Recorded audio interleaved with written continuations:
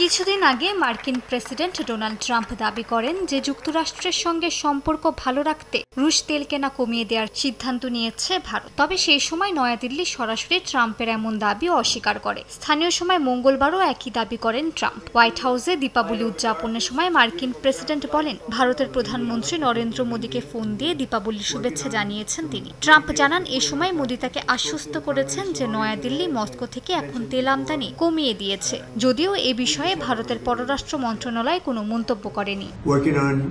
আমি ভারতের জনগণকে ভালোবাসি এবং দুই দেশের মধ্যে দারুণ কিছু চুক্তি নিয়ে কাজ চলছে। আজ আমি প্রধানমন্ত্রী নরেন্দ্র মোদীর সঙ্গে কথা বলেছি। তিনি রাশিয়া থেকে তেল খুব বেশি কিনবেন না। আমার মতো তিনিও চান রাশিয়া ইউক্রেন যুদ্ধটা শেষ হোক। আপনারা জানেন তারা রাশিয়া থেকে তেল কেনা অনেক কমিয়ে দিয়েছে এবং আরো কমাতে থাকবে।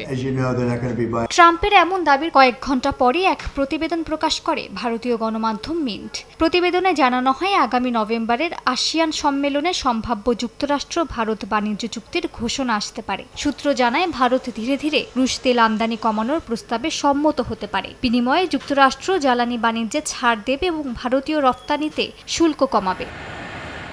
মিন্টের প্রতিবেদন অনুযায়ী ভারতীয় পণ্যের উপর ধার্য করা 50% শুল্ক কমে 15 থেকে 16% নেমে আসতে পারে। প্রতিবেদনে আরও বলা হয়, চুক্তিতে কৃষি ও জ্বালানি দুই খাতই আলোচনার কেন্দ্রবিন্দুতে থাকবে। ভারত যুক্তরাষ্ট্র থেকে নন-জিএম ভুট্টা ও সয়ামিল আমদানি বাড়াতে পারে। অন্যদিকে যুক্তরাষ্ট্র ভারতীয় স্টিল ও অ্যালুমিনিয়ামের উপর আরোপিত শুল্ক পুনর্বিবেচনা করবে বলে আশা করা হচ্ছে। মালিহা সুহরওয়ার্দী, সময় সংবাদ।